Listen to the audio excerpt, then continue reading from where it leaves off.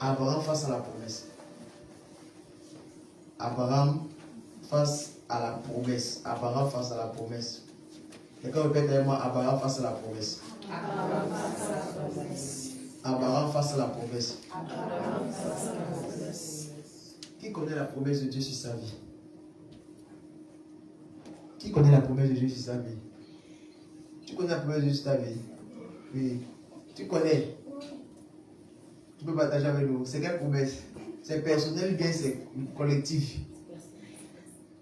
Il y a plusieurs promesses, mais il y a une qui peut être collective que je veux partager.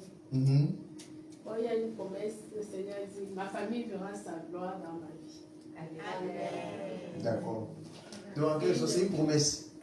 D'accord. Maintenant, il y a une promesse collective. Ça, c'est pas collectif, ça c'est pour toi. Voilà. Quand on dit promesse collective, c'est-à-dire Dieu nous a promis tous le salut. Nous tous nous avons cette promesse. Et nous croyons en cette promesse. Amen. Et c'est pour ça que nous sommes là ici. Amen.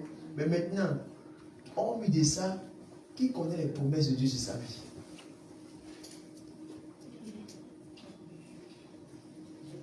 Est-ce que Dieu t'a déjà donné des promesses? Est-ce que Dieu t'a déjà donné des promesses?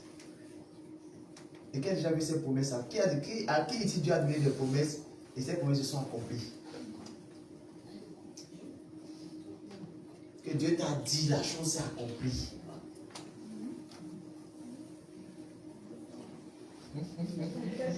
Je vois des mains comme ça. Alléluia. Notre Dieu est un faiseur de promesses. Il est le Dieu qui veille à l'accomplissement des promesses.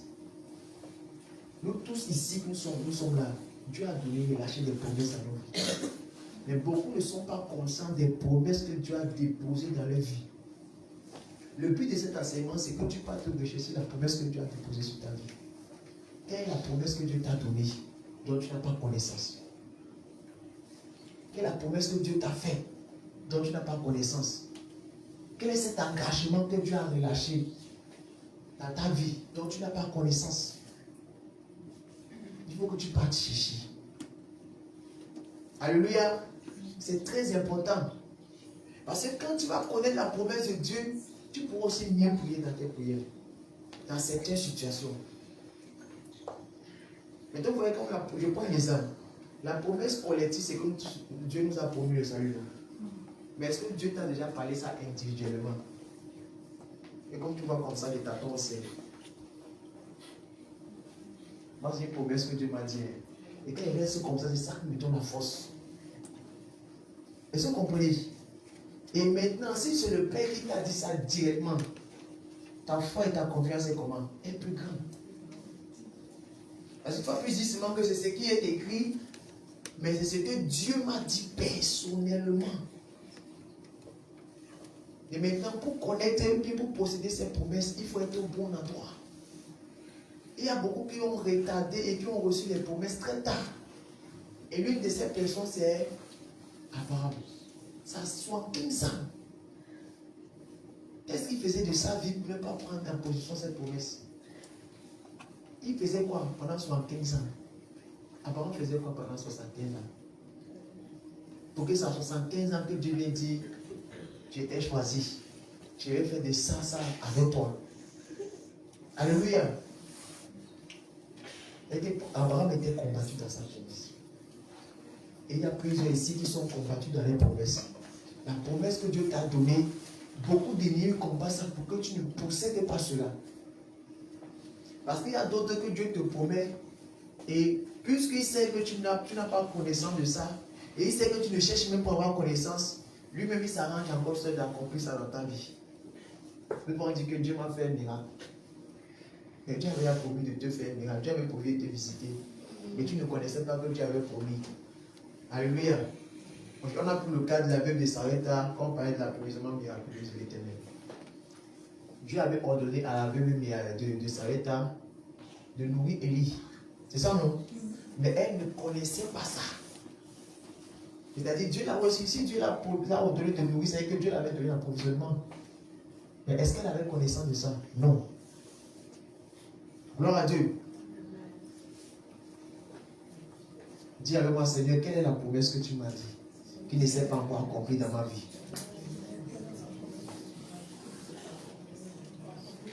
C'est que toi tu le fais comme il demande que tu veux le faire à Dieu. Est-ce que vous comprenez? Souvent ça m'arrive de, quand je médite, je ne comprends pas un passage, j'écris. Qu'est-ce que ça veut dire? Un autre jour, je reviens, j'ai la compréhension claire de la chose que j'avais demandé. Donc le Dieu que tu demandes là, il prend nous. Il garde. Vous l'avez vu ce qui s'était passé au Bénin, non? Un enseignement de mercredi dernier. Mercredi surpassé. C'était ça. Mercredi passé, c'est passé.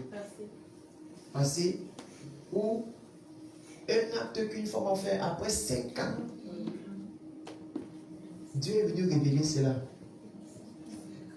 Vous savez dire qu'il y avait une promesse de bénédiction après 7 ans. Alléluia. Dieu a dit qu'il a même qui donne question, non? C'est une promesse. Et maintenant, si elle a mis cela en exercice, ça veut dire que Dieu a relâché une parole. Elle dit pendant qu'elle prie, elle voit de l'argent, elle voit de l'or, elle voit des pierres précieuses. Elle n'a jamais possédé. Parce qu'il y a ceux qui combattent ça dans le secret. Et il y a ceux qui s'opposent à cela dans le secret. Je connais tellement de personnes qui, on les a tellement parlé de leur avenir. Ils sont en train de vieillir, ils ont déjà les cheveux blancs. Ça n'est pas venir les yeux. On a tellement prophétisé, c'était clair et réel. Ils sont en train de vieillir. Je parle même des personnes qui sont très proches de moi. Hein. Ils sont en train de vieillir. Le temps de passer. Ça reste seulement comme un souvenir. Ça reste seulement comme une promesse. Mais ça ne s'est jamais accompli. Parce qu'il y a des personnes qui s'opposent rudement à cela. Face à la promesse. Tiens-toi face à ta promesse. Tiens-toi face à ta promesse comme Abraham s'est tenu face à sa promesse. Alléluia. On va ouvrir le passage d'appui de ce thème, c'est Genèse 12, verset 2 à 3.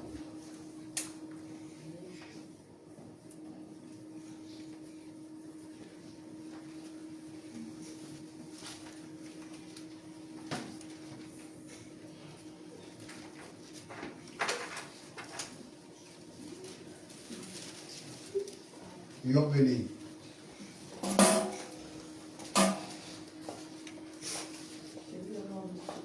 Amen. Genèse 12, 2 à 3. C'est 2 à 3. Verset de Genèse 12, verset 2. Je ferai de toi une grande nation. Je ferai de toi une grande nation. Oui. Et je te bénirai. Et je te bénirai. Je rendrai ton nom grand. Je rendrai ton nom grand. Et tu seras une source de bénédiction. Et tu seras une source de bénédiction. Verset 3. Oui. Je bénirai ceux qui te béniront. Je bénirai ceux qui te béniront. Et je maudirai ceux qui te maudiront. Et toutes les familles de la terre seront bénies en toi. Alléluia. Amen. La promesse de l'abondance est regroupée en plusieurs promesses. Alléluia. Ici, le Seigneur dit quoi? Première promesse, je ferai de toi une grande nation. Amen. Deuxième promesse, qui fait partie de la promesse que Dieu a donnée à Abraham, je te bénirai. Troisième promesse, je rendrai ton nom grand. Quatrième promesse, tu seras une source de bénédiction. C'est dans le passage d'appui qu'on vient de lire. Cinquième promesse, toutes les familles de la terre seront bénies en toi. Je reprends. La promesse de l'Éternel à Abraham se résume en cette promesse que je suis en train de dénoncer. Je ferai de toi une grande nation. Je te bénirai. Je rendrai ton nom grand. Tu seras une source de bénédiction. Toutes les familles de la terre seront bénies en toi. Alléluia. Maintenant, quand nous parlons de promesses, nous parlons d'engagement que l'on peut prendre envers quelqu'un.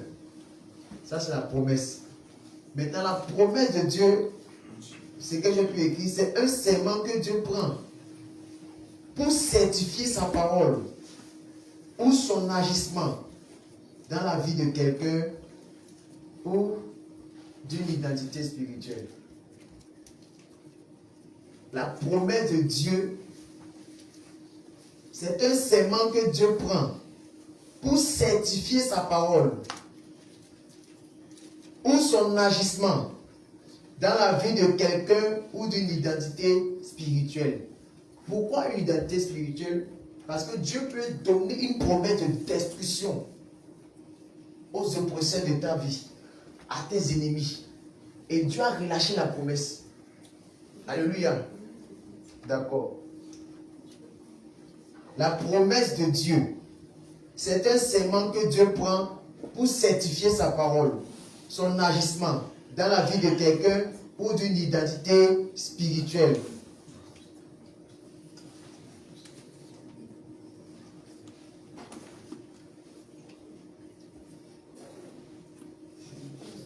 C'est encore une assurance que Dieu donne afin que tu espères et crois en lui. C'est encore une assurance que Dieu te donne afin que tu espères et crois en lui. Donc quand la promesse de Dieu vient dans la vie d'un homme, c'est pour susciter en lui quoi? La foi, l'espérance, la confiance. Alléluia. Quand Dieu donne la promesse à quelqu'un, c'est pour que la personne commence à croire en lui. C'est pour que la personne espère en lui. Alléluia. Une question. D'accord. Quand la parole dit, le Seigneur dit, j'ai des projets de bonheur et non de malheur. Est-ce que c'est des promesses que Dieu donne à son peuple? Projets de bonheur et non de malheur. Oui. Bon, maintenant, la question c'est, est-ce que ce sont des promesses aussi? Oui. D'accord. Qui peut répondre à sa question? Ce sont des promesses ou ça, ce sont des... La question c'est... Le Seigneur dit, je voudrais savoir si cette parole, quand le Seigneur dit, j'ai des projets de bonheur pour vous et non des projets de malheur, est-ce que ce sont des promesses pour son peuple? Est-ce que ce sont des promesses pour son peuple? Oui, qu'il nous adresse. Il nous adresse des promesses en disant, j'ai des projets de bonheur pour vous et non de malheur. Est-ce que ça veut dire qu'on a des promesses? D'accord. Qu'il nous adresse des promesses? Ok. Oui, c'est vrai de Dieu. Oui, shalom, shalom. Ça peut être des promesses collectives, ça peut être une promesse collective, ça peut être aussi une promesse particulière. Je me rappelle, dans le sens collectif, c'est à tous ces enfants, donc à Israël, ceux qui ont la foi en lui. Mais je me rappelle de c'était en 1991, donc c'était à mon début de la parole de Dieu, et puis j'étais couché, il était autour de 10 heures, et puis en lisant la parole de Dieu, puis la voix m'a parlé. Une voix m'a parlé, dit, je connais les projets que j'ai formés sur vous, à travers le passage, sur vos projets de paix et non de malheur, afin de vous donner un avenir et de l'espérance. Et puis c'est comme ça m'a parlé du fond de moi. Donc j'étais à peine dans la puberté, et puis donc j'ai fait tout mon parcours avec cette parole. Maintenant, arrivé en 2013, autour de 2013, cette même voix encore m'a rappelé. J'étais en train de marcher comme ça, et puis je connais les projets que j'ai formés sur vous, projets de paix et de malheur, afin de vous donner un avenir et de l'espérance. Mais c'est comme, je devrais comprendre un avenir et de l'espérance. Donc il m'a expliqué l'espérance, c'est l'espérance du salut. L'avenir, c'est ton cheminement sur terre. Et puis, j'ai continué. Je n'ai pas compris mon parcours non plus. J'étais dans une labyrinthe. Donc, je ne voyais pas d'issue. Mais lui, il m'a sorti du labyrinthe pour que je sois avec vous là aujourd'hui. Voici projet de paix et non de malheur, afin de vous donner l'avenir de l'espérance. Maintenant que je vous parle, même quand je perdrai tout sur la terre, mais j'ai l'espérance de la vie éternelle. D'accord. Donc, en quelque sorte, souvent quand nous posons des questions, nous avons déjà la réponse. C'est vrai de Dieu. Donc, en quelque sorte, c'est une promesse de Dieu. Quand Dieu dit j'ai des projets de bonheur et non de malheur, Dieu en te dit qu'il a projeté dans ta vie le bonheur. Et quand il dit projeté, c'est-à-dire il a programmé dans ta vie le bonheur. Et maintenant, ce bonheur sont des paroles que Dieu a relâchées. Voici ce que tu vas entreprendre. Est-ce que vous comprenez? Quelqu'un est en train de marcher dans ses études, et à un niveau de sa vie, il a eu la connaissance que la direction qu'il doit prendre, c'est Dieu qui doit lui donner la direction. Maintenant, Dieu va donner une promesse de bénédiction pour dire, je te bénirai dans cet emploi. Et pour faire cet emploi, voici la formation que tu dois faire. Voici les études que tu dois faire. Maintenant, ça entre dans les projets de bonheur. Tu vois? Et maintenant, la personne, s'il ne cherche pas la pensée de Dieu, il va juste entrer dans le projet sans connaître que c'était une promesse. Parce que tout ce que nous sommes en train de faire, c'est une promesse. Vous comprenez? Amen. Dans les projets de bonheur, il y a ton salut dedans. C'est la première promesse, comme elle a expérimenté. Et maintenant, la suite vient après. Est-ce que vous comprenez? Dans les projets de bonheur de Dieu, c'est que tu sortes du monde et que tu entres dans la vie de la foi dans laquelle tu es. Est-ce que vous comprenez? Dans les projets de bonheur aussi de l'Éternel, c'est comme il avait déjà programmé que nous serons en celui-ci. Alléluia. Est-ce que vous comprenez? Donc tout ce que Dieu fait, c'est comme une promesse. Je vous prends un exemple. Des gens ont prié dans cette nation, vous avez fait parler de ça. Ce n'est pas la prière de contemplation qu'on a dans cette réalité. Et nous le croyons. Elles sont des inspirations que Dieu nous donne. Les gens ont prié dans cette nation avant que nous ne naissions même ici. Pour dire, Seigneur, dans cette nation, il doit y avoir une vraie nouvelle. Dans cette nation, il doit y avoir des vrais serviteurs, des vrais servants. Seigneur, souci. Et l'Éternel fait quoi? L'Éternel a donné une promesse. Je vais envoyer mes serviteurs. Je vais envoyer mes servants pour établir un réveil de feu.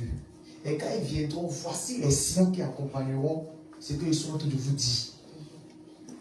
Est-ce que vous comprenez? Il y a beaucoup de personnes sur terre qui ont leur promesse de se réveiller. Mais ils n'ont pas encore eu la connaissance que voici, c'est le tel réveil que Dieu a dit.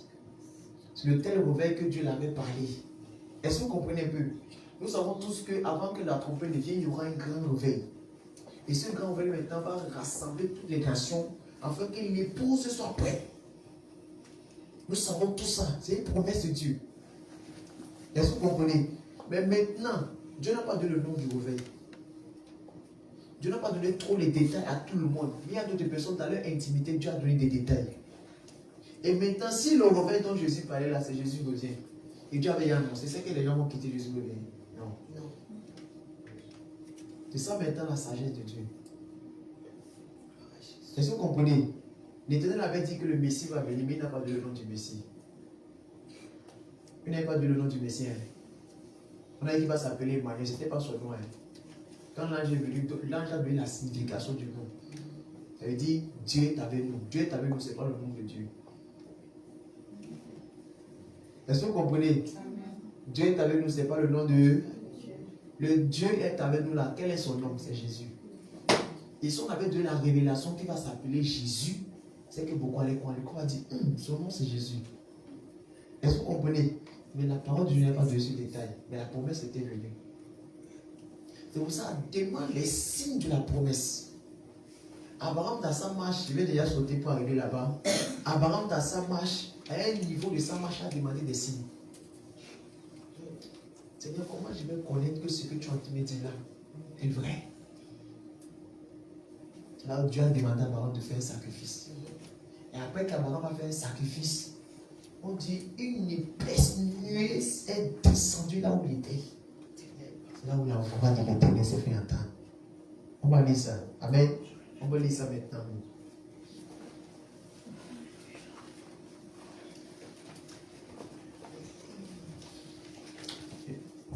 Genèse 15. Genèse chapitre 15.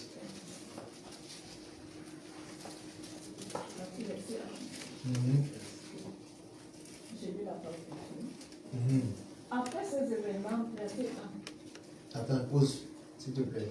Donc en réalité, ta question, c'est que cette question-là, c'était une promesse.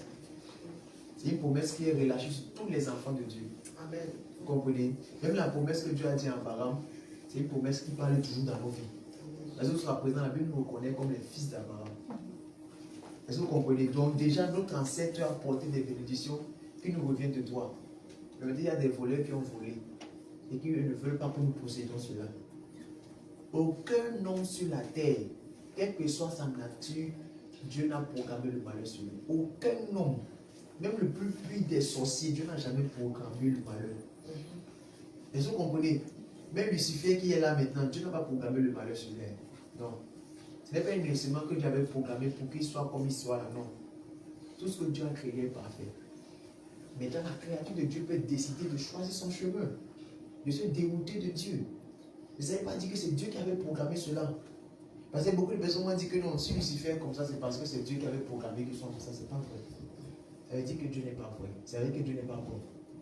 On va dire maintenant pourquoi Dieu devait créer alors Lucifer si c'était pour le jeter dans le feu. Est-ce que vous savez que Dieu aime toujours Lucifer? Tellement, hein. Dieu l'aime tellement. Hein. Vous savez ça? Dieu l'aime tellement. Les démons que vous torturez le feu là, Dieu les aime. Dieu a même manifesté son amour même étant sur terre. Quand il est venu devant ce fou qui était dans les sépulcres, qu'est-ce qui s'est passé? Ils ont supplié Jésus, non? Pour Dieu, je ne vous jette pas là-bas, pardon. Donne-nous de partir dans cette porte-là, on va aller là-bas. Est-ce que Jésus ne savait pas ce qu'il veut dans l'intention de ces démons? Jésus connaissait l'intention. Hein? Jésus savait que quand il demandait comme s'ils vont prendre les porcs là, se précipiter dans les eaux, il faut être libre. Parce que dès que le corps est mort, il ne peut plus rester dans le corps. C'est pour ça qu'ils ont précipité les cochons là dans l'eau pour tuer ces cochons, pour qu'ils soient libres maintenant. Regarde les légions qui se sont propulsées dans l'air comme ça, ils ont commencé à se balader pour chercher où ils vont entrer. Est-ce que vous comprenez? Mais c'était une preuve d'amour de Jésus. Le fait que Dieu les enchaîne pour dire, c'est aussi une preuve de son amour. Parce qu'il connaît ce qu'il attend. Je vous ai dit que Lucifer lui-même ne connaît pas ce qu'il attend. Il entend seulement dire. Est-ce que vous comprenez? Présentement, le royaume de Lucifer, c'est un peu comme l'enfer. Est-ce que vous comprenez? C'est son royaume. Mais la seconde mort, ce n'est pas le royaume de Lucifer. C'est la chose de Dieu. C'est la prison éternelle de Dieu. Est-ce que vous comprenez? Et quand Dieu le juge maintenant, vous voyez, quand c'est le juge qui lève le verdict, là, il dit, on va mettre la personne en prison, non? C'est la prison là. Dieu même il n'est jamais allé là-bas. Hein. Il ne connaît même pas où c'est. Est-ce que vous comprenez? C'est un lieu mystérieux. Et ceux qui sont en enfer maintenant, vous voyez, le feu ne les brûle pas, non? Il parle des démons. Ça ne les brûle pas, non? C'est les morts. C'est comme les royaumes. Ce sont eux qui torturent là-bas, ce sont eux qui règnent là-bas. Mais, quand Dieu va dire que c'est fin, il va les faire introduire maintenant dans ce royaume-là. Du vrai feu. Là, il dit qu'il a préparé pour Jézabel quoi? Un lit. Voilà, j'étais sur ce lit. C'est le lit de torture. C'est aussi une âme dans vos prières. Quand vous voyez que l'esprit impur vous donne des mauvaises pensées, ça vous fatigue déjà. Dis Seigneur, que le lit là soit relâché dans la vie de cette personne. Enchaîne l'esprit des eaux, cet esprit d'impassé impur sur ce lit. La torture qui est réservée soit relâchée. Est-ce que vous comprenez? C'est pour ça que quand ils entendent ce qui va les arriver, ils connaissent Dieu. Et vous savez pourquoi c'est déçu dans une parenthèse? Vous savez pourquoi ces démons ils ne rient pas? Parce qu'ils connaissent la justice de Dieu. Ils connaissent quand Dieu porte la casquette du juste juge là. Il n'y a plus de compassion. Il applique sa justice. Et quand il faut appliquer la justice de Dieu, Dieu ne tiendra pas compte de ta position. Même s'il t'aime, il va pleurer. Il va t'envoyer là-bas. Ceux qui ont déjà eu l'expérience d'aller en enfer, il dit que souvent quand tu vois certaines tortures, il y a un cri de détresse que ceux que Dieu transporte là-bas font. Et ils vont crier, quand ils crient comme ça, en même temps, ils voient le ciel. Donc une image apparaît. Ils voient Jésus qui pleure sur le trône, ils voient l'œuvre de la croix. Il voit Jésus qui pleure, mais qui ne peut rien faire pour eux. Donc Jésus lui-même, il n'est pas content qu'ils soient là-bas, et il ne peut rien faire pour eux. C'est pour ça que Dieu ne peut pas compromettre sa parole à cause d'un homme. Même si Dieu t'a dit qu'il t'aime, tu es sa prunelle, tu es ceci, tu es cela, tu ne marches pas conforme à sa parole, tu vas passer là-bas. Est-ce que vous comprenez? C'est pour ça que moi, avant, je pensais que les hommes de Dieu, comme je vous dis toujours, quand eux sont devant, ils étaient à sauver. C'est faux, hein? C'est faux. Chacun de nous là, si tu ne te cherches pas, si tu ne marches pas comme ça là, c'est pas comme encore plus torturer. Moi, je vous rappelle tout que l'ennemi a dit va étaler un tapis rouge. Vous souhaitez la bienvenue à ceux de la Sainte Doctrine là. Vous pouvez vous torturer devant le feu, brise, casse, je t'envoie le feu. Je te brûle au nom de Jésus. Ils vont vous montrer les dos. Regarde, ça, c'est ton feu que tu m'as envoyé souvent là. Tu vois, j'ai perdu ça, non? C'est l'épée que tu dis, taille, taille, taille là. Ils vont t'accueillir, ils vont t'amener dans la salle VIP des tortures. La salle de luxe, où il y a tout genre de torture. Là-bas qu'on va t'amener. C'est pour ça qu'il serait très, très, très misérable et malheureux pour une personne qui aura connu la vérité, qui s'est détournée, qui aura connu la vérité, ça c'est une autre catégorie, qui joue avec la vérité. Donc Jésus m'aime beaucoup, il va nous comprendre. Amen. Gloire à Dieu. On était dans Genèse 15. Genèse 15, verset 1. Après ces événements, la parole de l'Éternel fut adressée à Abraham dans une vision. Oui. Et il dit, Abraham, Oui. ne crains point, je suis ton bouclier, et ta récompense sera très grande. Sera très grande. Ici, c'est même déjà vers la fin d'Abraham. Oui. Verset 2. Oui. Abraham répondit, Seigneur éternel, Oui. que me donneras-tu? Que me donneras-tu? Tu. Mais voici quelqu'un qui a déjà reçu les promesses, non? Il est arrivé à une étape où il atteint la maturité dans les promesses. Où maintenant, il ne veut plus seulement écouter les promesses de Dieu, il veut maintenant que Dieu entre dans le concret. Est-ce que vous comprenez? Au début, quand il avait entendu Dieu a dit, je vais faire de toi une grande nation, tout ça, il était content, non? On va voir ça. Il était content. Mais maintenant, à ce niveau-ci, avant ne veut plus juste que Dieu parle. Avant, on veut que Dieu agisse. Il dit quoi? Verset 2. Abraham répondit, Oui. Seigneur éternel, Oui. que me donneras-tu? Je m'en vais sans enfant. Et l'héritier de ma maison, c'est Éléazar de Damas. Voilà. Verset 3. Et Abraham dit, voici, tu ne m'as pas donné de postérité, et celui qui est né dans ma maison sera mon héritier. Vous savez ce qu'Abraham a fait ici? Abraham a fait quoi ici? Il a tout rappelé à Dieu sa promesse. Dieu avait dit à Abraham, je vais faire de toi une grande nation. Il n'y a pas de grande nation sans prospérité. Donc, Abraham est en train de dire à Dieu que mais tu m'as dit que tu vas faire de moi une grande nation. Où est ma prospérité alors? Alléluia. Donc, Abraham avait la sagesse prophétique. Il connaissait demander à Dieu. Oui. Verset 3. Et Abraham dit, voici, tu ne m'as pas donné de postérité, et celui qui est né dans ma maison sera mon héritier. Voilà. Et ici, Dieu veut voir, Abraham veut voir comment Dieu va réagir. Nous continuons. Verset 4.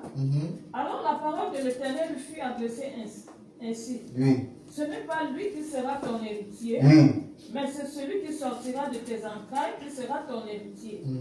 Verset 5. Oui. Et après l'avoir conduit dehors, il dit, regarde vers le ciel et compte les étoiles, si tu peux les compter, Et il lui dit, quelle sera ta postérité? Verset 6. Abraham eut confiance en l'Éternel, qui le lui imputa à justice. Amen. Ici on dit que quoi? Abraham eut confiance en l'Éternel, Oui. qui le lui imputa à justice. Ici on a de nous donner une précision. Et la précision c'est quoi? C'est quand Abraham a contemplé la promesse. Parce qu'un de nos premiers temps, il a juste écouté d'abord. Mais à ce niveau-ci, Abraham a contemplé, il a vu la promesse. Et c'est là maintenant, Abraham a eu confiance en Dieu. Donc la foi d'Abraham a augmenté. La foi d'Abraham s'est accrue quand Abraham a vu ce que Dieu le réservait. Ce que Dieu avait dit là, Dieu l'a fait voir. Est-ce que vous comprenez un peu? C'est pour ça qu'il est important de voir, de contempler. C'est en contemplant maintenant qu'en réalité, tu pourras maintenant mieux croire. Et vous avez aussi bien l'explication de cette vision-là. En réalité, Dieu a fait voir à Abraham ici son sein. Le ciel a représenté le sein de Dieu. Les étoiles qui étaient là-bas, c'était les esprits des hommes que nous sommes ici. Est-ce que vous comprenez? Et c'est là maintenant, Dieu a dit, si tu peux compter ces étoiles-là, tu pourras aussi connaître le nombre de ta prospérité. Alléluia. Verset 7.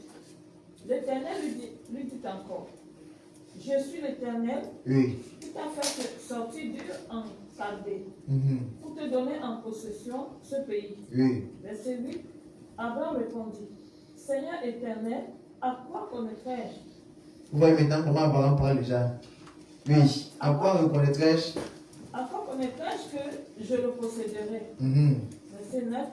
Et l'Éternel lui dit, prends une génisse de 3 ans, une chèvre de 3 ans, un bélier de 3 ans, une tourterelle et une jeune colombe. Verset 10. Abraham prit tous ces animaux, les coupa par le milieu et mit chaque morceau l'un vis-à-vis de l'autre. Mais il ne partagea point les oiseaux. Verset 11. Les oiseaux de proie s'abattirent sur les cadavres et Abraham les chassa. Écoutons bien le verset 12. Verset 12.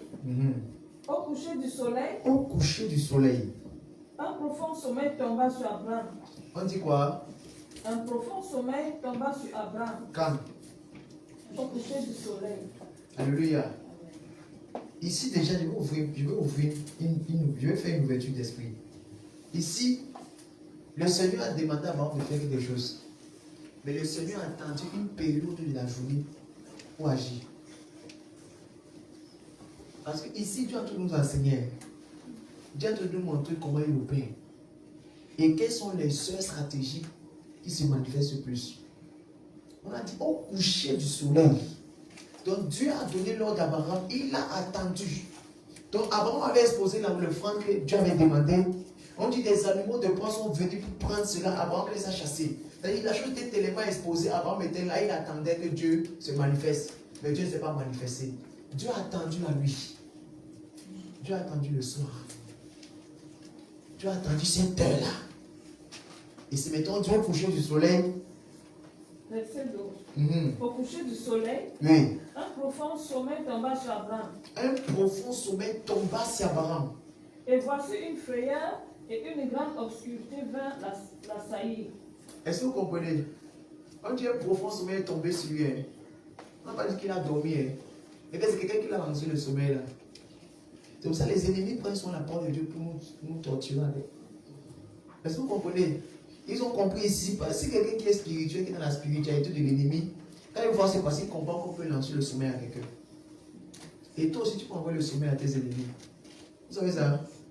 Pendant la délivrance, là, il a fait, je l'ai déjà fait moi-même qui vous parle. Tu es dans l'esprit de dormir. S'il ne veut pas sortir, ok, tu dors. J'envoie le sommeil sur toi. Et quand j'envoie le sommeil sur toi, tu vas te réveiller dans le feu. C'est-à-dire au fil de dormir. Tu vois comment la personne de Dieu vient avec le sommeil, tu vois la personne commence à faire comme ça. Et tu vois comment l'esprit se bat pour ne pas dormir. Mais si tu crois ce que tu as dit là, ça se manifeste. Est-ce que vous comprenez? Nous continuons. Verset 13. Et l'Éternel dit à Abraham, sache que tes descendants seront étrangers dans un pays qui ne sera point à eux. Maintenant, je veux que tu relis.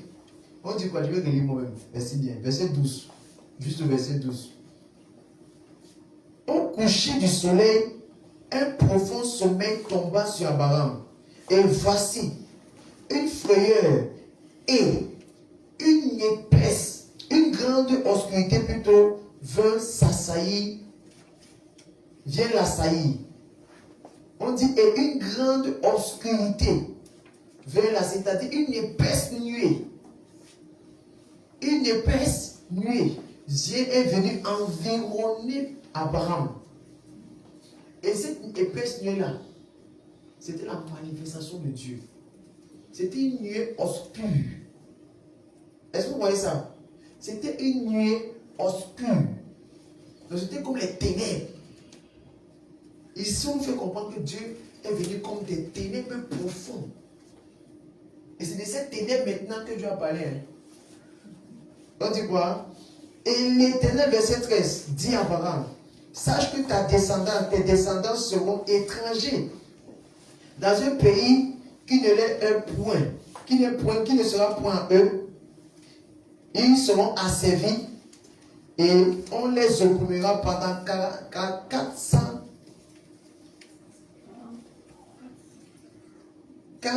ans. Est-ce que nous comprenons? Donc on dit ici que c'est là maintenant, après que l'obscurité est venue sur le peuple d'Israël, sur Abraham. Quand l'obscurité est venue sur Abraham, c'est là maintenant que le Seigneur maintenant a parlé. Et maintenant, Abraham a reçu la révélation. Une prophétie très profonde et très très très lointaine qui va s'accomplir dans 400 ans. Qui va s'accomplir dans 400 ans. Alléluia. Et maintenant, dans le verset 14, le Seigneur dit, mais je jugerai la nation à laquelle ils seront asservis. Et ils sortiront ensuite avec de grandes richesses. Verset 15. Ça fait partie des promesses de Dieu.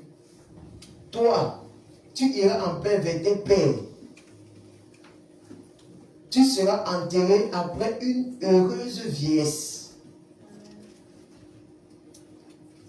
Alléluia. Tu seras quoi? Enterré après une heureuse vieillesse. Donc voici quelqu'un que le Seigneur a donné une promesse de salut éternel. Donc lui déjà, Dieu l'avait déjà fait connaître que pour lui, à ce niveau-ci, il ne peut plus s'égarer. Est-ce que vous comprenez? Avant, le Seigneur dit d'abord à Abraham, ta promesse, ta récompense sera très grande. Après il dit, tu iras vers tes pères. Tu seras enterré après une heureuse vieillesse. Le Seigneur lui parle déjà de sa fin. Et le Seigneur fait comprendre à Abraham que ta fin sera glorieuse. Ta fin sera glorieuse. Tu vas te réjouir. Tu vas entrer dans une gloire éternelle. Alléluia. Dans ce passage, nous comprenons que quoi? Dieu, dans son amour, quand il veut manifester sa gloire, qu'est-ce qu'il fait? Il descend souvent à des heures stratégiques qu'on appelle la nuit. Et c'est maintenant dans la nuit maintenant que nous interpellons le peuple de Dieu beaucoup à prier. Parce que ceux qui ont les plus grandes révélations, c'est après des prières nocturnes. Ceux qui ont les plus grandes visitations, c'est après les prières nocturnes. Ceux qui ont possédé même la manifestation des promesses de Dieu, c'est après des prières nocturnes. Alléluia. Il y a beaucoup de personnes qui ont compris ça. Il y a un serviteur de Dieu, après qu'il a vu qu'en réalité, sa vie a commencé à être qui n'était pas bon, il a pris un programme de 21 jours. Dans ces 21 jours, il a touché seulement le point. Est-ce que vous comprenez? Il a touché seulement le problème. Est-ce que vous comprenez? C'est-à-dire que je prends l'exemple. Si tu veux péter les papiers, vous voyez, et tu sais que tu veux les papiers, quand Dieu te demande d'être précis et concis, tu ne vas pas demander à Dieu, Seigneur, dans ta pensée, c'est que tu demandes à Dieu les papiers. Et tu as dit, Seigneur, je te dis merci, béni sois-tu, Seigneur, merci pour la protection. Mais dans tes pensées, la leçon qui sort, c'est je veux les papiers, je veux les papiers, je veux les papiers. Tu n'es pas vrai. Vous comprenez? Maintenant, la personne est restée là 21 jours pour la même chose. Seigneur, donne-moi ça. Seigneur, donne-moi ça. Et dès qu'il est sorti de là, en même temps, il a vu la chose. Gloire à Dieu. Moi, j'ai déjà pris un programme, je vous ai partagé ça tout le monde. Je suis pour la même chose. 21 jours, j'étais en haut. Moi, mon thème, d'autres étaient partis à autre chose. Moi, j'étais parti à mon thème. Et dit, Seigneur, relève-moi. Est-ce que vous comprenez? Et c'est le jour-là que j'ai expérimenté le baptême progressif du Saint-Esprit, du feu du Saint-Esprit. Et c'est la période aussi que j'ai été purifié. Je me suis levé le matin, comme je vous ai dit, mon cerveau, c'est comme si on avait mis la glace C'est comme ça sortait du frigo. J'ai cherché le péché, je n'ai pas trouvé le péché. J'ai désiré pécher. Je vous ai dit que je suis sorti même dans le but de rester à la véranda. On avait pris l'arrêté dans la maison d'un frère. C'est un serviteur de France. Donc, quand on avait pris l'arrêté chez lui, je suis resté sur son balcon. J'ai regardé les filles, les femmes qui passaient là, dans le but de les convoiter, pour voir est-ce que ce que je chante de vivre est réel. J'ai regardé dans la pensée de convoiter, mais je n'ai pas trouvé de convoitise. Est-ce que vous comprenez? Et c'est là que j'ai compris pourquoi la Bible appelle certaines personnes des saints. Il y a vraiment des saints sur terre. Ce n'est pas seulement la parole, c'est qu'il y a des gens qui vivent dans la sainteté. C'est Dieu qui les a donné cette grâce. Et c'est un niveau où le péché ne se trouve plus en... Alléluia. On avait parlé de ça sur l'œuvre de la purification. Rappelez-vous, il y a un jour, un dimanche, on va venir ici, on va faire la revue de tous les enseignements. Tu vas vous appuyer, piquer comme ça pour dire qu'est-ce qu'on a dit. Mais ces enseignements sont des enseignements éternels, c'est ça qui va vous aider aussi. Quand tu as marché à un niveau, puisqu'on t'a déjà enseigné, si tu vois maintenant que bon, toi tu as besoin de la vivification, on t'a déjà parlé de la vivification, comment Dieu opère dans ça? C'est ça que tu demandes à Dieu. Alléluia. C'est ça, ce sont des âmes que Dieu nous donne pour que quand nous marchons sur son chemin, sur le chemin le chemin de notre salut, quand nous marchons dessus, nous pouvons posséder notre salut, nous pouvons demeurer sur ce chemin par ces enseignements. Ce sont des âmes que Dieu nous donne pour rester dans la bas, pour rester sur le chemin. Alléluia.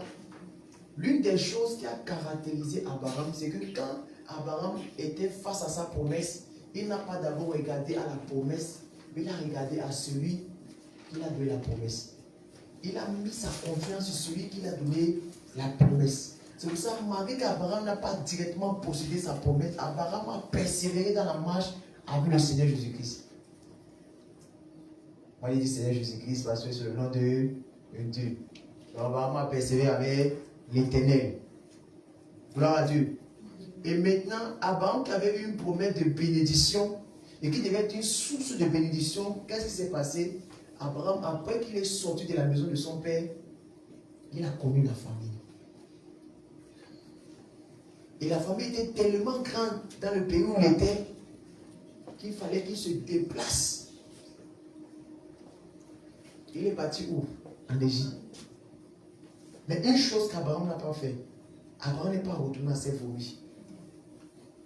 Parce que la condition pour que Abraham possède la promesse, c'était qu'il sorte de la maison de son père, qu'il sorte de son pays, qu'il sorte de sa partie, pour aller où le Seigneur devait lui montrer, devait se révéler à lui. Et dès qu'il est arrivé en ce lieu, c'est en ce lieu que l'Éternel a encore apparu et l'Éternel a parlé encore. Cela lui a établi l'autel. Est-ce que vous comprenez? Mais après cette phase-là, Abraham a connu la famille. Et c'était une famille considérable. Parce que quand on lit comme ça, on va se dire que non, c'est juste un jour, 2 jours. On n'a pas déterminé la période. Et si vous voyez qu'Abraham s'est déplacé de là où il était, c'est parce que c'était vraiment considérable. Abraham pourrait dire comme tout le monde, dans la maison de mon père, il y a des biens. Il y a des richesses. J'ai mes frères là-bas, ils vont me donner à manger. Dès que ça serait pour le temps, je vais retourner. Non. Abraham a tout fait sans regarder en arrière. Donc Dieu veut que pendant que tu seras sur le processus de l'accomplissement de sa promesse dans ta vie, qu'est-ce que tu dois faire? Tu dois rester focalisé sur celui qui a donné la promesse et croire qu'il va manifester cela. C'est pour ça lui-même qui a donné la promesse, il dit si elle tarde, attends-la. Car elle va s'accomplir, elle s'accomplira certainement. Donc Dieu veut que nous gardons et nous restons focalisés sur lui et croyons qu'il peut manifester la promesse qu'il nous a donnée. Mais maintenant, si pendant que ça chauffe, Dieu t'a dit, viens me servir. Et il t'a pas dit que pendant que tu vas le servir, tu vas connaître la pauvreté. Tu vas connaître l'humiliation. Tu vas connaître le rejet. Tu vas connaître le manquement. Il ne t'a pas dit ça. Et quand tu te rends compte de ces choses, tu dis que non, c'est trop dur. Et tu commences à regarder en arrière, comme la femme de l'autre. Parce que quand Dieu les a fait sortir, elle était contente. Parce que Dieu devait détruire la terre. Elle a cru. Dans un premier temps, elle a cru. Dieu les a fait sortir de ce pays de Sodome et Gomorrhe. Et quand il les a fait sortir, qu'est-ce qui s'est passé? Arrivé à un chemin, un moment, elle a regardé derrière. Mais le Dieu qui a vu la fin de le commencement donner un abaissement par ses anges. que personne ne regarde derrière. Mais c'est directement adressé à qui? Au responsable. En disant, l'autre, sauve-toi pour ta vie. Ne regarde pas à l'arrière. Quel que soit le temps que la promesse va prendre pour s'accomplir, ne regarde pas en arrière. Dieu t'a promis quoi? Attends la promesse. Si Dieu t'a promis une chose, que tu sais que c'est Dieu. Parce qu'il y a des prophéties qui ne venaient pas de Dieu. Il y a des révélations qui ne venaient pas de Dieu. Et il y a des promesses qui ne venaient pas de Dieu. Je ne parle pas de révélations prophéties, je parle des promesses qui ne venaient pas de Dieu. Tu as reçu des hommes, tu as reçu des femmes, tu as reçu des serviteurs. Et si tu n'as pas discerné pour connaître si ça venait de Dieu ou pas, tu vas dire que Dieu est injuste, que Dieu ment. Tu vas perdre espoir sur Dieu. Parce qu'en croyant que c'est Dieu qui t'a donné alors que ce n'était pas Dieu. Je vous dis une vérité certaine. Quand Dieu donne une promesse, il accomplit la promesse. Ce n'est pas d'abord à cause de toi qu'il va accomplir la promesse, mais c'est par lui-même. Amen. Alléluia. Ce n'est pas encore l'état justice, mais c'est par lui-même. D'accord. D'accord. J'ai une question. Quand vous avez dit que vous connaissez des personnes à qui Dieu a fait les promesses, c'est vrai, il y a des personnes comme ça à qui Dieu a fait les promesses et puis ils prennent de l'âge et puis ils ont la barbe blanche, mais que ça ne s'arrange pas. J'aimerais demander, parce que là, vous venez de dire que quand Dieu fait une promesse, c'est lui-même qui le fait, ça ne dépend pas de la personne. C'est dû à quoi, par exemple? Pourquoi est-ce que d'autres personnes n'ont pas pu rentrer dans leur promesse? D'accord, bonne question. Jésus a dit quoi? Si la promesse tarde, elle s'accomplira. Ça veut dire que maintenant, toi, tu peux amener la promesse à ta vie. Maintenant, Dieu, je prends le cas d'Abraham. L'Éternel a promis à Abraham en disant qu'il va faire de lui une grande nation. Est-ce que vous comprenez? Et qu'il va lui donner le territoire de Canaan en possession. Abraham a dit, Seigneur, comment je vais le connaître? Dieu a dit, voici ce que tu dois faire. Abraham a fait quoi? Abraham a payé un prix. Mais ce n'est pas le prix qu'Abraham a payé qui a fait que Dieu a amené cela à l'exécution. Non. Maintenant, Dieu voulait que Abraham fasse cela maintenant pour qu'il puisse maintenant accélérer la chose. Et Abraham est resté dans une position d'attente parce qu'Abraham avait la foi en Dieu. Est-ce que vous comprenez? C'est pas si je suis bien expliqué. Une chose, la promesse peut être retardée à cause de ta vie, toi, à cause de ton incrédulité, à cause du fait que, comme Dieu t'a dit, je prends un exemple, Dieu t'a dit qu'il va t'utiliser. C'est une promesse de Dieu, non? Et c'est Dieu qui va veiller à l'accomplissement de ces promesses. Nous sommes d'accord? Voilà. Mais maintenant, toi aussi, tu as ta part à faire. Mais ce n'est pas d'abord pour ça que Dieu va agir. Mais maintenant, toi, tu dois te placer dans une position dans laquelle tu dois te, déjà, il peut dire quoi? Comme un vase qui se prépare pour son maître. Mais que son maître va utiliser. Est-ce que vous comprenez? Je ne sais pas si vous comprenez. Je ne sais pas si vous comprenez. D'accord. C'est un langage qui est un peu embrouillant. Mais en réalité, vous devez savoir une chose. Dieu est le Dieu qui fait la promesse et Dieu est le Dieu qui veille à l'accomplissement de sa promesse. Mais nous pouvons faire en sorte que la promesse que Dieu nous a donnée tarde. Je ne sais pas si ça arrive, si tu arrives à comprendre. Mais il y a des points, si je peux ajouter encore. Parce que dans Habakkuk, là, il est dit que Dieu a demandé à Habakkuk d'attendre la promesse et que voilà, elle va s'accomplir. Et il y a un verset après qui dit que le temps est fixé pour la promesse. Donc si c'est Dieu qui accomplit la promesse, quand il a fait la promesse, il a fixé le temps que lui connaît. Et c'est Dieu qui l'accomplit. Donc normalement, la promesse doit s'accomplir à ce temps-là. Parce que ça ne dépend pas de l'homme. Et puis même, quand on sait que c'est Dieu qui produit en nous le vouloir et le faire. Donc, si Dieu même veut accomplir, c'est parce qu'il a voulu accomplir sa promesse à travers Abraham. Abraham a fait des erreurs aussi. Mais malgré tout, la promesse est accomplie parce que Dieu l'a voulu. Donc, pourquoi est-ce que d'autres personnes, ça ne s'accomplit pas en fait? C'est ça ma question, en fait. Je veux comprendre parce que ça dépend de Dieu. Et c'est Dieu qui nous donne les dispositions de cœur. D'accord. Habakkuk Le Seigneur a dit que la promesse peut tarder, n'est-ce pas? D'accord. Mais maintenant, nous devons savoir que le Dieu qui a dit que la promesse peut tarder, il a en train de nous faire comprendre qu'il y a des choses qui peuvent tarder la promesse. Est-ce que tu comprends? Il y a des choses qui peuvent amener la promesse à retarder. Vous comprenez? Maintenant, Dieu a fixé. Quand Dieu te donne une prophétie, il a déjà fixé le temps de l'accomplissement. Est-ce que vous comprenez? Mais maintenant, il y a des choses que tu peux faire pour retarder cela. Je vous prends un exemple. Tu demandes ça à Dieu. C'est ça que tu as demandé à Dieu. Maintenant, Dieu envoie son ange pour te donner quoi? Mais maintenant, elle a vu, non? C'est ça qu'elle peut prendre. Maintenant, c'est pendant que l'Éternel vient donner ça, Dieu ne la trouve pas là. Tu vas faire comment? Maintenant, tu comprends. Voilà. Le fait qu'elle n'était pas là, ça devient un inconvénient. Dieu t'a fixé le temps. Quand il vient, si tu te trouves dans la position dans laquelle il t'avait déjà parlé, tu vas bloquer. Donc ça, Dieu peut venir, il te t'a demandé. Quand il peut venir à la grâce, tu n'as pas reçu la, tu n'es pas là. Et bien tu es ailleurs, ou bien tu es dans la colère, ou bien tu es dans ceci. Qu'est-ce qui va se passer? Ce qui peut encore faire que tu ne reçois pas la promesse, c'est qu'il y a l'accusateur qui est là. Pour dire la personne qui ne mérite pas ce qu'elle a demandé, elle m'appartient. Parce que tu as dit dans ta parole que celui qui pêche est du diable. Maintenant, Dieu va regarder dans la foule pour voir que bon, parmi ceux qui ont demandé là, elle a demandé, mais dans la foule, qui peut avoir besoin de ça? Et qui est dans la position?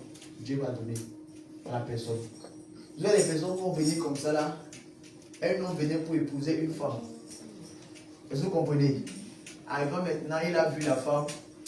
Après maintenant, quelque chose est monté dans sa tête. On est venu lui dire que non, la femme que tu vois là, elle est comme ça, elle est comme ça, elle est comme ça. Je te conseille même pas de l'épouser. C'est pour elle qu'il est venu épouser. C'est elle qui est venue épouser, vous comprenez? Dès qu'on a dit à distance, tu vas voir. Et il met les enquêtes, voir que c'est vrai. Qu'est-ce qui va se passer? Il va regarder ailleurs. Il va dire tout sur ça. Est-ce que vous comprenez un peu? Et maintenant, il va regarder ailleurs. Même celle qui était dans son coin, qui ne savait même pas qu'on peut la regarder, l'autre ne te va pas dire que non. Celle-là est mieux. Même si tu vois ça comme ça là, ça va être celle-là que tu seras avec le bonheur. C'est là où il part. Est-ce que vous comprenez? Donc lui, il n'était pas fait pour elle, mais maintenant il est parti ailleurs. Et pour dire quoi? Beaucoup d'entre vous, vous avez perdu vos maris. Est-ce que vous savez ça? C'est la vérité. Hein? L'autre dit non.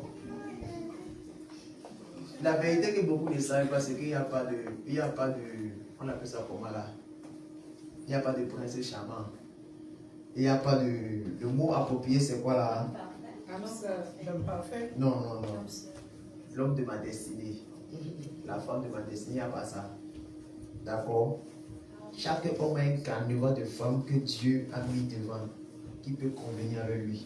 Chaque femme est un carnaval de femmes, de mari, qui peut convenir avec elle. Vous comprenez?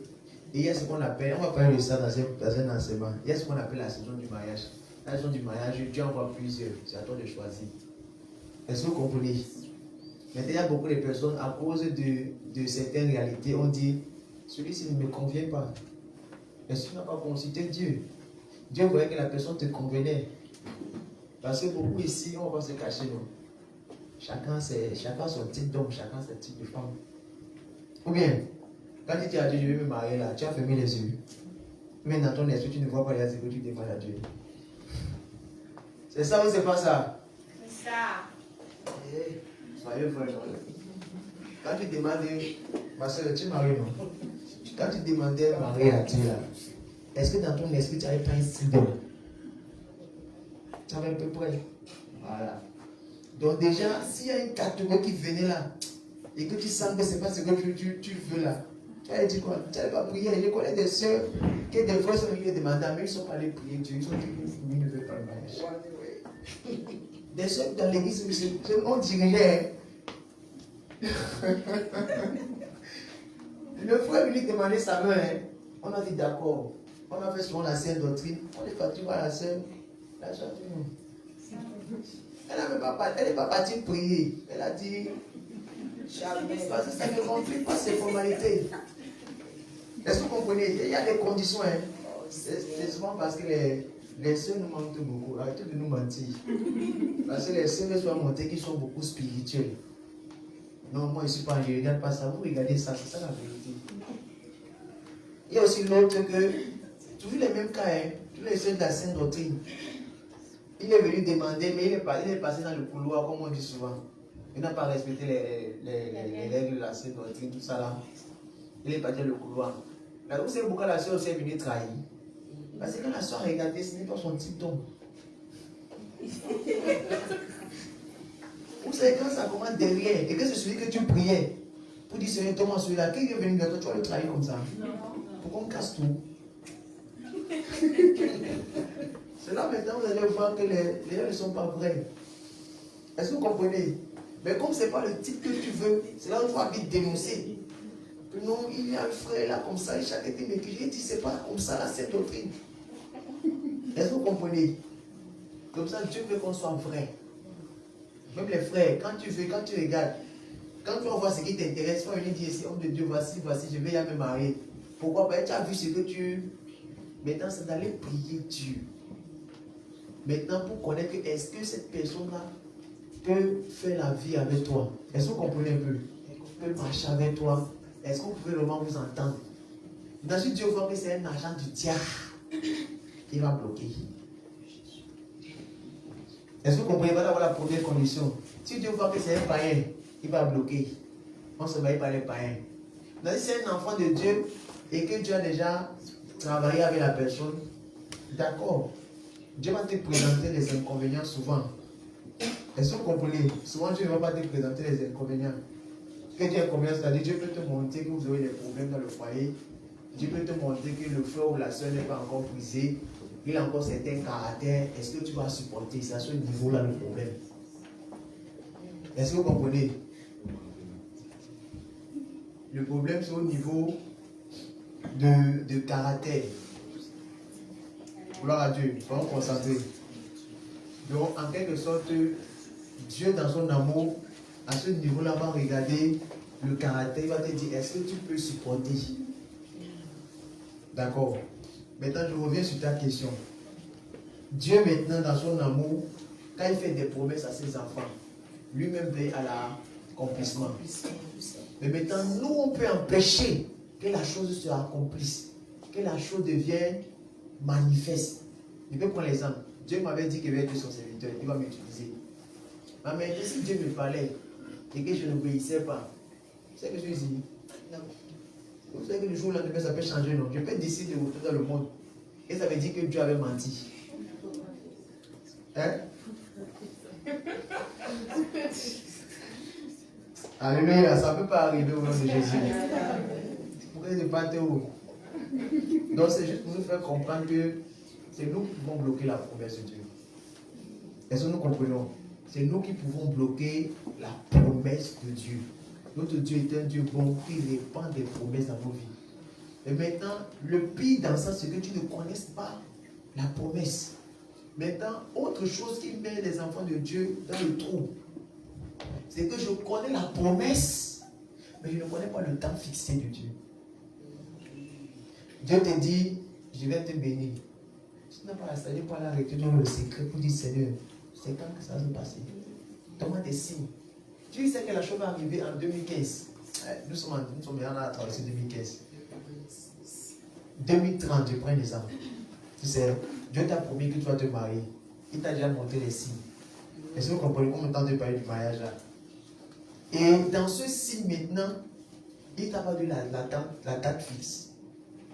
Maintenant, là où tu es, tu commences à stresser. Est-ce que c'est Dieu qui m'avait parlé? Est-ce que vraiment tu commences à douter de Dieu? Alors que la sagesse, c'est que tu partes dans le secret pour dire, Seigneur, quel est le signe? C'est ça qu'on va vraiment demander maintenant. Comme ça, Dieu maintenant, ce qui va donner la date précise, 400 ans.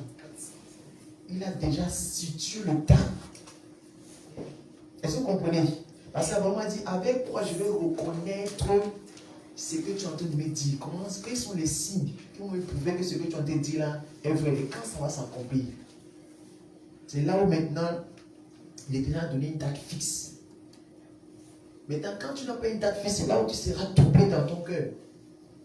C'est là où tu vas maintenant commencer à tâtonner. Quand maintenant tu vas croire que non, Dieu t'a menti. Dieu t'a. Et bien si tu avais parlé par un homme de Dieu ou par une prophétie d'une soeur, il a saisi, il a parlé, tu vas commencer à dire, est-ce que c'est Dieu qui avait parlé?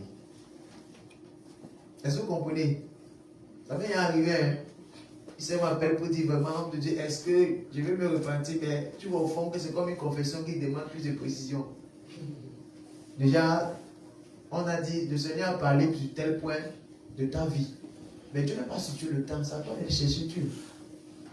Est-ce que vous comprenez? Mais si tu connais la date que Dieu a dit qu'il va se manifester, va manifester sa gloire dans ta vie, tu sauras maintenant que sur la date est parlée, ça veut dire qu'il y a un problème. Parce que d'autres ont perdu la prophétie, ont perdu la grâce. On avait pris un programme, le Seigneur dans ce programme a donné un sujet de prière comme je n'avais jamais prié. Les prophéties montent dans nos vies. On avait prié pour les prophéties mortes. Donc Dieu t'a donné une prophétie, t'a donné une parole, t'a donné une promesse, mais la promesse est morte. Parce que le temps que tu avais fixé pour accomplir la promesse est passé. Et tu n'as pas cherché. Et comme tu n'étais pas informé, tu as perdu la grâce. Beaucoup aujourd'hui, quand ils voient les situations, ils regardent les familles. Quand ils voient, ils disent que bon, rien de bon, même d'avoir sorti de la famille. Ils disent, ah, ça va. Ils concluent. Donc je vois ma famille. Et comme je vois ma famille, et c'est que c'est le mode de vie de la famille, j'accepte aussi ça dans ma vie. Il y a des femmes aujourd'hui qui ne sont pas mariées, savent qu'en réalité, c'est un problème de lien de famille. Mais qu'est-ce qu'ils ont fait? Ils ont prié, ils avaient des signes, ils avaient des prophéties, mais comme ça ne s'est pas accompli, ils ont fait quoi? À un moment donné, ils ont baissé les bras. Ils n'ont pas donné la bonne direction à Dieu. Pour ça, si je prie mal, je n'aurai pas de résultat. Mais si je prie, comme on parlait de la prière de contemplation, j'aurai des résultats efficaces. Gloire à Dieu. Donc il est très important que nous maintenant, en tant qu'enfants de Dieu, nous demandons à Dieu de fixer le temps. L'Éternel a parlé ici à Abraham, mais ce que j'avais remarqué dans ce passage, Abraham face à sa promesse, c'est quoi? À un temps donné, l'Éternel est venu fixer le temps. Parce que l'Éternel dit à Abraham, je vais te bénir, je vais te donner une prospérité. Voici, c'est ton enfant qui sortira de tes entrailles, qui va posséder ta richesse, qui va t'hériter. Mais maintenant, comme Abraham n'avait pas de précision en ce temps-là, il a fait une erreur. Sa femme a douté, parce que la promesse a tardé.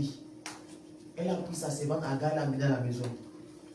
Mais maintenant, Agar était l'une des personnes que le diable avait aussi préparé. On avait parlé de ça ici, mais je vais encore revenir dessus. Que le diable avait préparé. C'était une fille égyptienne, un peuple étranger, qu'il avait pris en partant en refuge en Égypte parce qu'il avait la famille dans son pays. Et quand Abraham est allé là-bas, on l'a donné des servantes et des serviteurs. Et Agar faisait partie des servantes qui étaient sortis d'Égypte. Et maintenant, comme elle sait que sa maîtresse, en réalité, est stérile, ça peut arriver qu'un jour, elle sollicite. Donc Agar montrait quoi? Une obéissance parfaite. Agar montrait une soumission parfaite. Agar montrait une femme qui peut épauler Sarah. Sinon, si tu sais que cette femme peut te poiler, tu peux donner ça à ton mari. Tu sais que cette femme peut gâter ton mari, tu peux donner ça à ton mari. Non. Sarah, en donnant cette femme à son mari, savait que Agar est une femme bonne. Elle savait que l'enfant qui devait sortir d'Agar là, Agar devait dire que oui, c'est ton enfant. Parce qu'en cette période-là, si une femme accouche sur ta cuisse, ça veut dire que c'est ta fille, c'est ton enfant. Est-ce que vous comprenez? Donc maintenant, à cette période-là, Agar montrait une bonne conduite. C'est ça qui a fait en sorte maintenant que la servante de Dieu, Sarah, a donné cela à son mari. C'est comme si elle a doté Agar pour son mari. Est-ce que vous comprenez? Bon, on dit que dès qu'elle a su qu'elle est enceinte, c'est comme son plan est venu maintenant à Nézek. Qu'est-ce qui s'est passé? Elle a changé de face. Elle a méprisé sa maîtresse. Le but d'Agar, c'était de faire quoi? C'était de prendre la place. Ismaël maintenant, puisque Abraham n'avait pas encore de précision sur la promesse de Dieu, quand on voyait Ismaël maintenant comme le fils de la promesse. Maintenant, Dieu dans son amour, c'est lui encore qui est revenu. Parce qu'Abraham ne priait plus pour ça. Est-ce que vous savez ça? Abraham ne prenait plus de ce cas parce qu'il savait déjà que non, il a déjà le fils de la promesse qui était Ismaël. Et c'est que même marrant, pendant qu'Agar fuyait, c'est l'ange de l'Éternel qui l'a apparu. Il a dit retourne. C'est là que je l'ai dit qu'il a donné le nom d'Ismaël. Il a même parlé de la destinée qu'Ismaël serait un grand homme. Ou bien? Donc Abraham avait eu confiance qu'il n'aurait pas le fils de la promesse. Parce qu'il n'avait pas reçu de précision quand Dieu lui donnait la promesse. Est-ce que vous comprenez? Mais Dieu, dans son amour, est revenu vers Abraham. Il a donné maintenant des précisions. Car en réalité, c'est de Sarah que sortira le fils de la promesse. Il va posséder l'héritage. Mais jusque-là, maintenant, il y avait encore un problème. Dieu n'avait pas fixé le temps. Maintenant, Dieu, pour fixer le temps, il est descendu lui-même. Et Abraham a fait quelque chose ce jour-là maintenant. Abraham a accueilli. Abraham a fait quoi? A accueilli l'Éternel. Il était positionné au bon endroit. La parole de Dieu nous fait quoi? On nous fait comprendre quoi? Écoutons bien quelque chose. Là, je vais comprendre bien ta question encore. La parole de Dieu nous fait comprendre que l'Éternel et deux hommes deux anges étaient en train de passer devant la tente de qui? D'Abraham. Et comme ils étaient en train de passer devant la tente d'Abraham, Abraham était assis à l'extérieur de sa tente. Quand il les a vus, il a discerné que voilà son maître et ses serviteurs. Il est parti vers eux, il s'est prosterné. Il les a suppliés de venir se reposer chez eux. Et quand ils ont voulu manifester une subtile résistance, qu'est-ce qu'il a fait? Que du suffit, c'est-à-dire ils ont voulu faire comme s'ils ne voulaient pas. Abraham a eu la sagesse, il a eu le discernement. Il a dit, c'est pour ça que vous êtes passés ici. Amen. Abraham avait compris. Il avait cette sagesse. C'est pour ça qu'ils sont entrés. Il les a donnés à manger.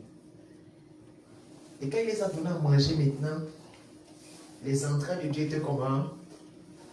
Étaient pleines. C'est là où Dieu a sorti la parole. Où est ta femme? Alléluia. Et c'est là maintenant Dieu a donné la prophétie avec précision. À cette même année, à cette même période, l'année prochaine, je vais visiter. Et ta femme aura un fils. Est-ce que vous comprenez? C'est dans cette lancée-là maintenant. Maintenant, Dieu nous fait comprendre que souvent pour nous bénir et pour nous donner des précisions dans les promesses que nous demandons, dans les choses que nous demandons, il faut quoi? Il faut nourrir Dieu. Il faut faire quoi? Il faut nourrir Dieu. C'est comme je dis là, c'est très profond. C'est après que Dieu a mangé qu'il a béni.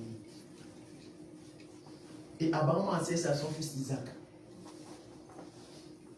Isaac, maintenant, quand il voulait bénir et transmettre la grâce de l'héritage, la promesse, qu'est-ce qu'il a fait? Il a appelé l'aîné. Il a dit, va travailler, va en bourse, tu ce que j'aime là, viens, tu prépares le mec que je veux. Est-ce qu'il n'y avait pas ça dans sa maison? Il y avait. Jacob a préparé ce qui était où? À la maison. Est-ce que sa femme ne connaissait pas préparer?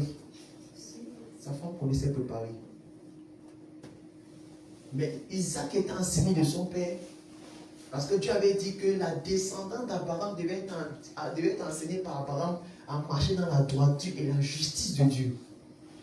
Donc, Abraham a transmis ses connaissances à son fils Isaac. Est-ce que vous comprenez?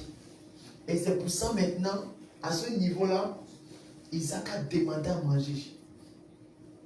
Il a dit qu'afin que mes entrailles soient remplies et que je te bénisse. Alléluia, et c'est là la bénédiction est sortie. Et quand son frère savait de venir, qu'est-ce qui s'est passé? Il a dit qu'il n'y a plus rien pour toi. Que l'autre a tout pris. Donc plus les entrailles de Dieu, plus tu nourris Dieu, plus tu donnes à Dieu ce qu'il veut comme offrande. Alléluia, plus ta bénédiction est comment? Est grande.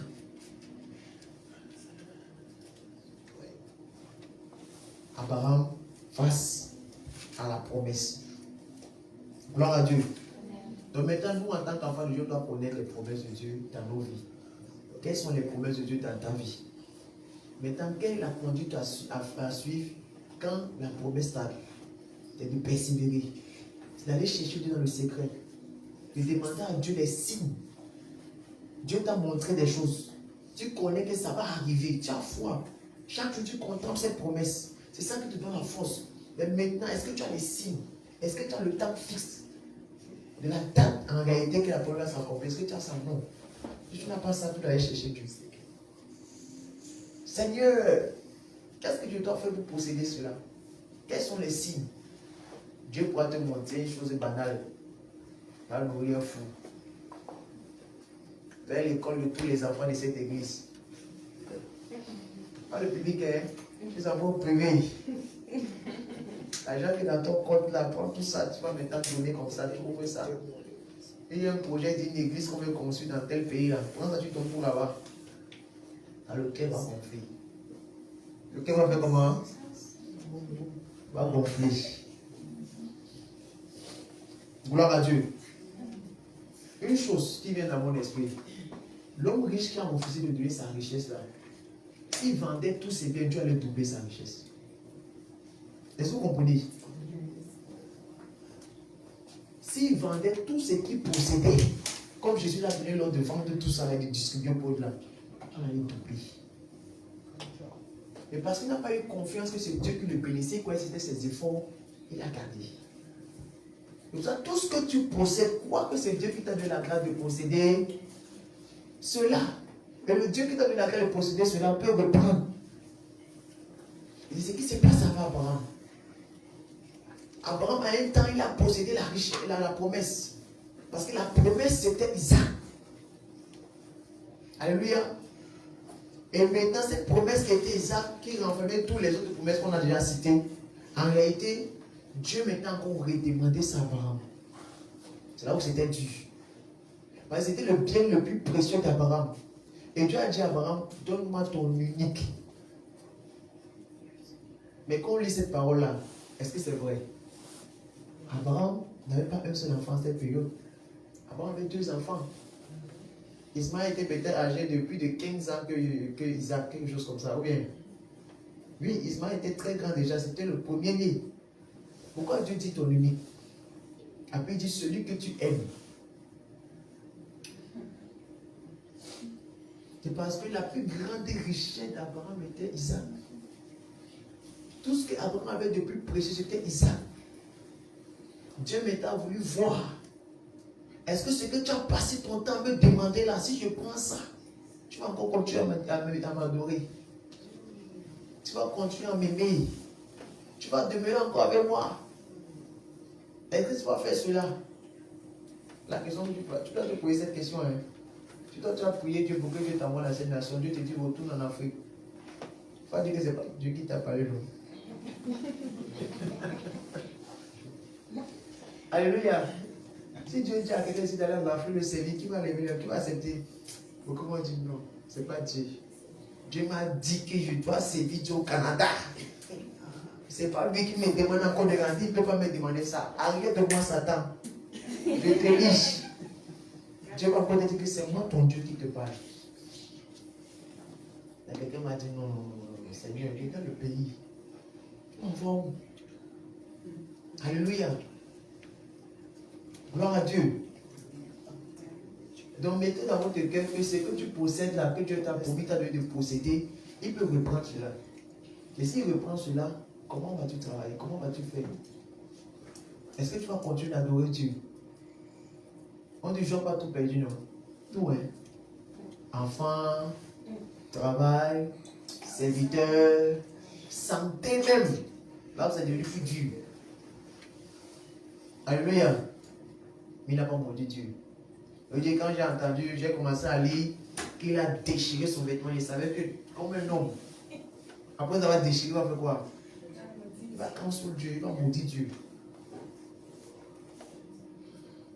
Mais Abraham, Job est resté intègre. Abraham aussi est resté intègre. Il est digne d'être appelé le père de la foi. Hein. Parce qu'il n'a pas directement possédé cela. À une niveau de sa marche, il a compris que la promesse n'était pas directement pour lui. C'était pour sa descendance. Mais maintenant, la descendance que Dieu lui a donnée, là, Dieu va encore reprendre. Alléluia. On va lire ça. Genèse 22.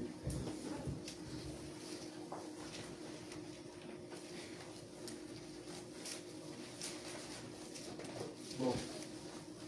Et la sœur Chloé. On va faire une lecture rapide. S'il te plaît. Amen. Je lis la parole au nom de Jésus. Amen. Genèse 22. Après ces choses, Dieu mit Abraham à l'épreuve. Il lui dit, Abraham, et il répondit, me voici. Verset 2.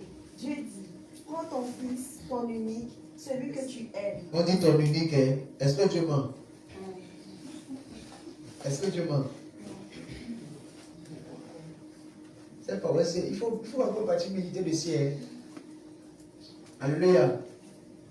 Ah bon, Isaac représente encore qui? Qui connaît? Isaac représente encore qui? Isaac représente encore qui? Isaac représente encore Jésus. Le fils unique de Dieu. Quand Dieu dit fils unique là, c'était le fils de la promesse. Jésus-Christ était quoi? L'enfant de la promesse. Dans Isaïe 9, verset 100, on dit quoi? Un enfant nous est né. Un fils nous est donné. Alléluia. Donc, Isaac représente encore le fils de la promesse qui devait être donné en sacrifice par son père. Alléluia. Un autre jour, on va parler de ça. Mais nous continuons.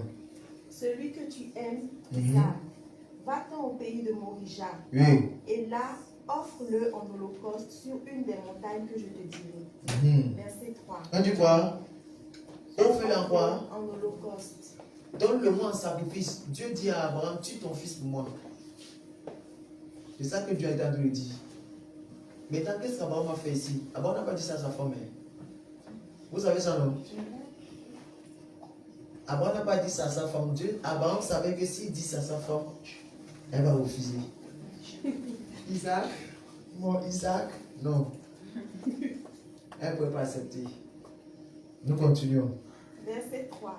Abraham se leva de bon matin, scella son âme et prit avec lui 2 serviteurs et son fils Isaac. Il fendit du bois pour l'holocauste et partit pour aller au lieu que Dieu lui avait dit. 4. Le 3e jour, Abraham, levant les yeux, vit le lieu de loin. Et Abraham dit à ses serviteurs, restez ici avec l'âne. Moi et le jeune homme, nous irons jusque-là pour adorer et nous reviendrons auprès de vous. Verset 6. Abraham prit le bois pour l'holocauste, le chargea sur son fils Isaac et porta dans sa main le feu et le couteau. Et ils marchèrent tous deux ensemble. Écoutons bien le verset suivant, oui. Verset 7. Alors Isaac, parlant à Abraham, son père, dit, mon père. Et il répondit, me voici mon fils. Isaac reprit, voici le feu et le bois. Oui. Mais où est l'agneau pour l'holocauste? Où est l'agneau pour L'holocauste. Où est quoi? Isaac était en train de comprendre déjà quelque chose. Isaac était continuellement avec son père, il connaissait que pour qu'il y ait sacrifice, il faut qu'il y ait le sacrifice. Oui. Verset 8. Abraham répondit, mon fils, Dieu se pourvoira lui-même de l'agneau pour l'holocauste. Oui. Et ils marchèrent tous deux ensemble. Verset 9. Lorsqu'ils furent arrivés au lieu que Dieu lui avait dit, Abraham y éleva un autel et rangea le bois. Il lia son fils Isaac et le mit sur l'autel par-dessus le bois. 10. On dit quoi? Il lia Isaac. Donc pendant qu'il était en train de marcher avec Isaac là, sur le cours du chemin, il a commencé à dire quoi Isaac? Qu'en vérité, là, c'est toi l'holocauste. Et Isaac a accepté d'être le sacrifice. Il n'a pas forcé Isaac. Isaac a accepté de se donner à Dieu. Alléluia. Verset 10. Puis Abraham étendit la main et prit le couteau pour égorger son fils. 11. Alors l'ange de l'Éternel l'appela des cieux et dit, Abraham, Abraham. Et il répondit, me voici. 12. L'ange dit, n'avance pas ta main sur l'enfant et ne lui fais rien, car je sais maintenant que tu crains Dieu et que tu ne m'as pas refusé ton fils, ton unique. 13. Abraham leva les yeux et vit derrière lui un bélier retenu dans un buisson par les cornes. Et Abraham alla prendre le bélier et l'offrit en holocauste à la place de son fils. 14. Abraham donna à ce lieu le nom de Jéhovah Jireh. Alléluia. On dit quoi? Abraham donna à ce lieu le nom de Jéhovah Jireh. C'est ça que chacun de nous connaissons que Jéhovah n'est pas le nom de Dieu. C'est le nom du lieu qu'Abraham a donné à cette montagne-là. Amen. Et c'est une montagne qui avait déjà un nom. Mais Abraham a donné le nom du lieu. C'est comme si celui qui a donné le nom à cette nation qui est appelée Canada, on se lève maintenant du Canada sur le nom de Dieu. Et c'est logique. C'est pas normal. Amen. C'est pourquoi l'on dit aujourd'hui, à la montagne de l'Éternel, il se trouve. 15. L'ange de l'Éternel appela une seconde fois Abraham des cieux et dit, je le jure par moi-même. Je le jure par moi-même. Parole de l'Éternel. Parole de l'Éternel. Parce que tu as fait cela, et que tu n'as pas refusé ton fils, ton unique, je te bénirai. Je te bénirai. Et je multiplierai ta postérité comme les étoiles du ciel et comme le sable qui est sur le bord de la mer. Et ta postérité possédera la porte de ses ennemis. 18. Toutes les nations de la terre seront bénies en ta postérité parce que tu as obéi à ma voix. 19. Abraham étant retourné vers ses serviteurs, ils se levèrent et s'en allèrent ensemble à Beersheba. Alléluia. Amen. Dans le verset 4, on nous fait comprendre que le troisième jour, Abraham a levé les yeux et a vu de loin le lieu, cette montagne où Dieu avait demandé qu'il parte offrir son fils en holocauste. Ça veut dire qu'Abraham a fait 3 jours de marche. C'était une épreuve dure. Pendant 3 jours, Abraham était en train de voir comment il va tuer son fils. Pendant 3 jours, Abraham était en train de marcher et contempler comment son fils va être égorgé par lui-même. Amen. Donc ces 3 jours-là étaient un moment difficile. Pour Abraham a tellement prié Dieu. Abraham a tellement parlé à Dieu. Dieu pouvait dire seulement que Dieu est bon. Dans telle zone, Abraham a donné ton fils. Mais pourquoi Dieu a permis qu'Abraham marche 3 jours? Vous savez comment l'ennemi a tenté Abraham? Comment l'ennemi a dit à Abraham que toi là, pourquoi tu donnes ça? Est-ce que c'est Dieu qui t'a parlé? Parce que ces 3 jours de marche étaient 3 jours d'épreuve. 3 jours de persécution. 3 jours où il fallait persévérer. Il fallait garder vraiment l'amour de Dieu. Alléluia. Imaginez-vous 3 jours. Et tu sais que c'est ton enfant que tu vas donner en sacrifice. Tu peux changer facilement ta vie. L'ennemi ne va pas laisser ton fils, il ne va pas te laisser aller accomplir ça facilement. Maintenant, Dieu voulait certifier la bénédiction. Pour ça, Dieu a élevé le niveau de l'épreuve. La dose de l'épreuve, Dieu a élevé. Laissez-moi se faire t'asseoir. Dieu a élevé cela. C'est pour ça maintenant, quand Abraham a réussi à cette épreuve, qu'est-ce qui s'est passé? Dieu maintenant est arrivé à un niveau où il a juré par lui-même. Vous savez ce que ça veut dire? Dieu juge par lui, jure par lui-même. C'est-à-dire que Dieu est maintenant en train de certifier avec un grand serment que ce qui a été dit là, ça va s'accomplir. Alléluia. Et Dieu jura par lui-même parce qu'à part lui, il n'y a plus de plus grand. Est-ce que vous comprenez? Dieu a juré par lui-même, c'est parce que c'est lui qui est le plafond. C'est lui qui est la forme de toute chose. Donc il ne peut pas jurer par un nom qui est plus haut que lui. Mais c'est lui qui était le plus grand. Et c'est lui qui est le plus grand. C'est pour ça qu'il a dit, je crois, je jure par moi-même. Parole de l'Éternel. Gloire à Dieu. Donc en quelque sorte, nous devons savoir, comme étant dit, le but de ce message, c'est que chacun de nous va chercher la face de Dieu pour que Dieu se révèle à nous. Si tu n'as pas encore reçu des promesses de Dieu, demande à Dieu, Seigneur, quelle est la promesse que tu m'as donnée dont je n'ai pas connaissance? Seigneur, si tu m'as donné des promesses, je veux que tu fixes le temps. J'ai vu dans ta parole que tu es le Dieu qui fixe le temps et qui amène cela à l'exécution. Alléluia.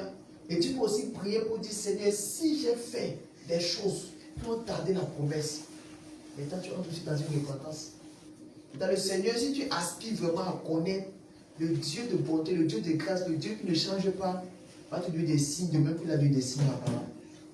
Il va te donner des précisions exactes. Et tu ne vas plus tâtonner. Alléluia. Gloire à Dieu. Amen. Si on savait peut-être que, j'ai pris le cas du permis de conduire, que c'était le 3, c'était peut-être le 19 novembre que je devais reçu le texte, que tu m'avais monté. Si j'avais payé mon temps et parti là-bas à Ottawa. Non. J'allais faire la commande pour 19 novembre. Je prends le texte, le jour du test, le lieu du test, je reste tranquille. Est-ce que vous comprenez? Mais puisque l'information n'était pas bonne, bien captée, on est parti, on a marché avec quoi? Avec peine. Mais c'est pour dire quoi? Quand tu as l'information précise, tu ne vas pas faire des erreurs. Et tu seras focalisé. Gloire à Jésus. Alléluia. De le temps que Dieu parle dans ta vie. Gloire à Dieu, tu vas t'élever. Et tu vas dire, Seigneur, je veux connaître tes desseins pour ma vie. Je veux connaître tes plans pour ma vie. Tu as fait des promesses à Abraham. Et Abraham a possédé ses promesses. Tu as fait des promesses à Abraham. Et Abraham est entré en possession de ses promesses. Et aujourd'hui, je veux connaître les promesses que tu as dit sur ma vie. Tu as dit à Jérémie, avant qu'il ne soit formé dans le sein de sa mère, tu le connaissais, tu l'avais établi pour faire des nations.